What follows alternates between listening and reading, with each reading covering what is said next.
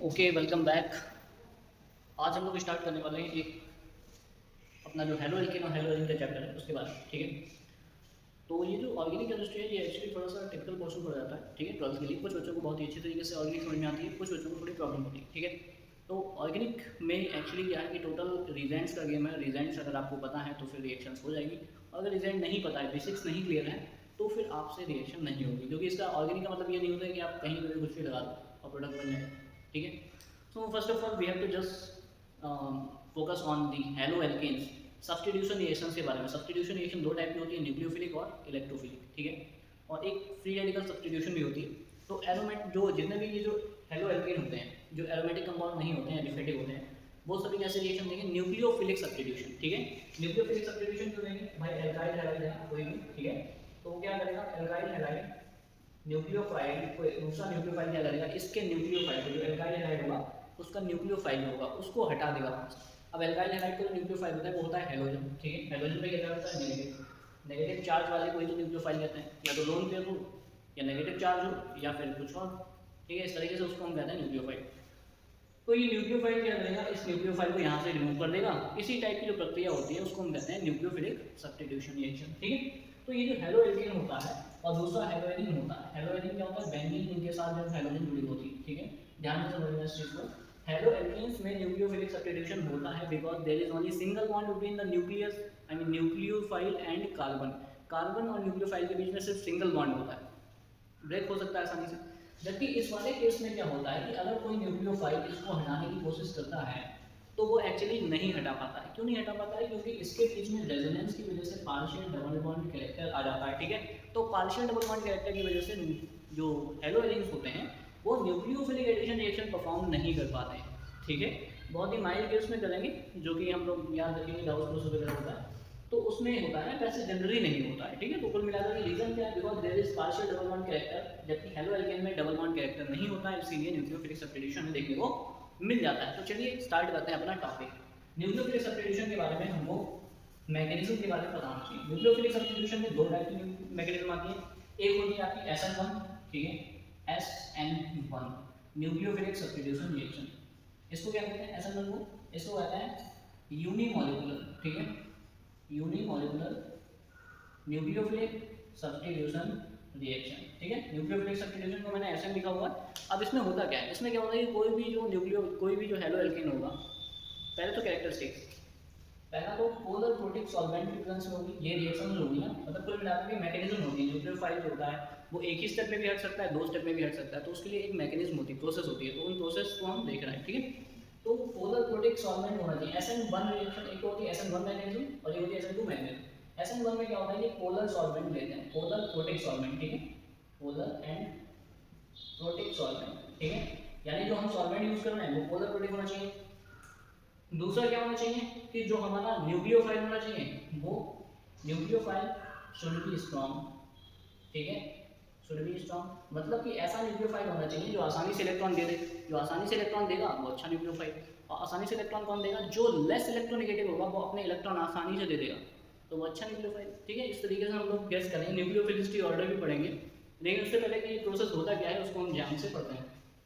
Nucleophile क्या करेगा? अब ये क्या होगा कि ये टू स्टेप में होती है, टू स्टेप रिएक्शन होती है, मतलब ये जो रिएक्शन होगी वो दो स्टेप में होगी। ठीक है, पहले स्टेप में क्या होगा, दूसरे में क्या होगा, हम लोग देख लेंगे। उसके बाद में फॉर्मेशन ऑफ कार्बोकेटाइन। ठीक है, फॉर्मेशन ऑफ कार्बोकेटाइन, इसमें कार्बोकेटाइन बनता है। ठीक है, उसके बाद में इसमें जो होता है ना retention and inversion, retention and inversion दोनों ही होते हैं। इन्वर्जन भी कह सकते हो या फिर वाइल्डन इन्वर्जन भी कह सकते हो। ठीक है, अब ये वाइल्डन इन्वर्जन क्या होता है? इन्वर्जन का मतलब होता है कि अब हम लोग जब देखेंगे तो समझ में आएगा। अब इसके बाद क्या होता है कि जो 3 डिग्री वाले होते हैं, 2 डिग्री और 1 डिग्री, इसका मतलब क्या है? जो 3 डिग्री एल्काइल हैलाइड्स होते हैं वो SN1 रिएक्शन ज़्यादा फेवर करते हैं। क्यों? क्योंकि वो ज़्यादा स्टेबल होते हैं। ज़्यादा स्टेबल कि कोई चीज़ ज़्यादा स्टेबल है तो उसको आपको अगर तोड़ना है तो ज़्यादा स्टेप चाहिए होंगे। ज़्यादा स्टेप किसमें होता है? SN1 में। इसका मतलब जो ज़्यादा स्टेबल होगा वो SN1 जाएगा। ठीक है, तो ज़्यादा स्टेप किसमें होते हैं? ज़्यादा स्टेबल कौन होता है? 3 डिग्री वाला। इसका मतलब 3 डिग्री हमारा क्या जाएगा? SN1 जाएगा।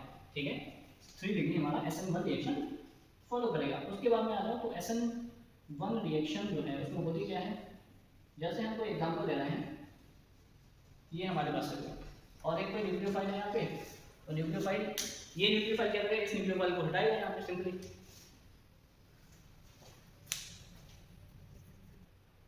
तो ये जो SN1 रिएक्शन होता है इसमें क्या करेगा, ये वाला न्यूक्लियोफाइल जो है इसको हटाएगा और ये CH3OH लगेगा और ये न्यूक्लियोफाइल हट जाएगा। अब इसकी जो मैकेनिज्म होगी, ये प्रोसेस होती कैसे, सबसे पहले क्या होगा कि ये जो सब्सटेंस है, ठीक है, जो आपने लिया है 3 डिग्री वाला, वो क्या करेगा, एक कार्बोकेटाइन यानी जो न्यूक्लियोफाइल है वो क्या करेगा, अपने इलेक्ट्रॉन लेकर के निकल जाएगा। अब जब ये अपने इलेक्ट्रॉन लेकर के निकल जाएगा तो ये कार्बन पे आ जाएगा पॉजिटिव, है ना, कार्बन कुछ ऐसा फील करेगा लोनी टाइप का, तो कार्बन पे आ जाएगा पॉजिटिव। अब कार्बन के केस में क्या है कि ये सब एक ही प्लेन में होते हैं, एक ही प्लेन में है। अब ये न्यूक्लियोफाइल के पास है, ये जो बन गया है ना, अब न्यूक्लियोफाइल हट गया है तो कार्बन पे आ गया पॉजिटिव चार्ज, इसको हम कहते हैं कार्बोकेटाइन, ठीक है। तो ये कार्बोकेटाइन होता है, ये रिएक्शन इंटरमीडिएट होता है, यानी फर्स्ट स्टेप में क्या होता है, ये होता है हमारा स्टेप फर्स्ट। तो स्टेप फर्स्ट में होता है फॉर्मेशन ऑफ कार्बोकेटाइन। कार्बोकेटाइन कब बनेगा, जब न्यूक्लियोफाइल निकल जाएगा अपने इलेक्ट्रॉन लेकर के, ठीक है। सेकेंड स्टेप में क्या होगा, अब ये जो कार्बोकेटाइन बना है उसमें न्यूक्लियोफाइल जो आ रहा है, ये वाला न्यूक्लियोफाइल अटैक करेगा कार्बोकेटाइन को। अब ये कार्बोकेटाइन पे फ्रंट साइड से भी अटैक कर सकता है और बैक साइड से भी, ठीक है, यानी ये ऊपर से भी आ सकता है और डाउन साइड से भी अटैक कर सकता है, ठीक है। तो इसका मतलब इसमें दो तरीके के प्रोडक्ट हो सकते हैं, यानी कि ये कुछ इस तरीके से हम बना सकते हैं, पॉजिटिव हो गया CH3, ये OH जो होता है ये फ्रंट साइड से भी आ सकता है और इसके बैक साइड से भी आ सकता है, ठीक है। तो इस तरीके से यहाँ पे दो प्रोडक्ट पॉसिबल है। एक तो कुछ ऐसा हो सकता है कि भाई इसके जहाँ से न्यूक्लियोफाइल हटा है वहीं पे न्यूक्लियोफाइल लग जाए, यानी CH यहाँ पे लगा था वहीं पे OH लग जाए, एक तो ऐसा हो सकता है। और दूसरे वाले में ये हो सकता है दूसरी साइड से आ जाए, ठीक है। तो दूसरी साइड से अगर आया तो कुछ इस तरीके का प्रोडक्ट हो सकता है, और जो कि मैंने आपको यहाँ पे बना के दिखाया, ठीक है। ये वाला जो प्रोडक्ट बना है इसमें हम देख रहे हैं कि इस वाले रिएक्टेंट का न्यूक्लियोफाइल और इस वाले प्रोडक्ट का न्यूक्लियोफाइल सेम साइड में, तो ये है रिटेंशन प्रोडक्ट, ठीक है। ये क्या कहा जाएगा, रिटेंशन प्रोडक्ट, ठीक है। और ये वाला जो प्रोडक्ट होगा वो हमारा होगा इन्वर्जन प्रोडक्ट, ठीक है, इन्वर्जन प्रोडक्ट। मतलब कुल मिलाकर के अगर कोई भी SN1 रिएक्शन होती है तो उसमें इन्वर्जन प्रोडक्ट भी बनता है, रिटेंशन प्रोडक्ट भी बनता है, लेकिन ये 50-50% नहीं बनता है। मतलब अगर मान लो कि तो जितना ये बनेगा उतना ही बनेगा क्या, नहीं, क्वांटिटी अलग अलग होगी, यानी कि कोई भी 50-50% वाला सिस्टम नहीं होगा। अगर ये 50-50% वाला होना चाहिए तो ये दोनों कैसे होने चाहिए, अगर मान लो कि ये D घुमाएगा दूसरा L घुमाएगा, ठीक है, एग्जांपल ले रहे हैं कि एक D घुमाएगा दूसरा L घुमाएगा, तो D अभी तो इसमें D और L वाला केस नहीं बनेगा क्योंकि यहाँ पे एसिमेट्रिक कार्बन नहीं है, ठीक है, किरल कार्बन नहीं है। लेकिन अगर ऐसा कोई केस हुआ जिसमें किरल कार्बन हो और चारों दोनों का ही जो है रिटेंशन इन्वर्जन प्रोडक्ट अगर बन रहा हो, तो फिर इसका मतलब वो रेसिमिक मिक्सचर हो जाएगा। तो रेसिमिक मिक्सचर का मतलब ये हो गया कि वो PPL लाइट को रोटेट नहीं करेंगे। लेकिन रेसिमिक मिक्सचर तब होता है ना कि जब ये 50% आपका ऐसा रिटेंशन प्रोडक्ट और 50% इन्वर्जन प्रोडक्ट अगर बने तो रेसिमिक मिक्सचर होता है। तो फाइनली हम ये कह सकते हैं कि ये 50-50% नहीं बनते, इनका रेशियो कुछ भी हो सकता है, कोई ज़्यादा बन सकता है कुछ कम बन सकता है, ठीक है। तो कुल मिलाकर के दो स्टेप में होती है, पहला है attack of nucleophile, this is पहला है फॉर्मेशन ऑफ कार्बोकेटाइन्स, स्लो स्टेप, और ये वाला जो होता है सेकंड स्टेप जो होता है फास्ट स्टेप, ठीक है। अब अगर रेट ऑफ रिएक्शन की बात करोगे तो रेट ऑफ रिएक्शन जो होता है वो डिपेंड करता है कंसंट्रेशन ऑफ रिएक्टेंट पे, ठीक है, रिएक्टेंट के कंसंट्रेशन पे डिपेंड करता है। अब रिएक्टेंट यहाँ पे कौन सा है, ये वाला, तो इसका जो रेट ऑफ रिएक्शन होगा, अब इसमें जो स्लो स्टेप होगा वो रेट डिटरमाइनिंग स्टेप है। स्लो स्टेप में देखो कितने मॉलिक्यूल यूज हो रहे हैं, एक ही मॉलिक्यूल यूज हो रहा है, इसीलिए इसका जो प्रोडक्ट है वो क्या बनेगा, KCH3 CL, ठीक है, और उस पे एक मॉलिक्यूल है तो पावर एक आ जाएगी, ठीक है। इस तरीके से हम देख रहे हैं कि रेट ऑफ रिएक्शन में जो ऑर्डर है वो 1 आ रहा है, इसीलिए इस रिएक्शन को कहते हैं यूनिमॉलिक्यूलर सब्स्टिट्यूशन रिएक्शन, ठीक है। I hope you all guys like this video, thank you so much for watching.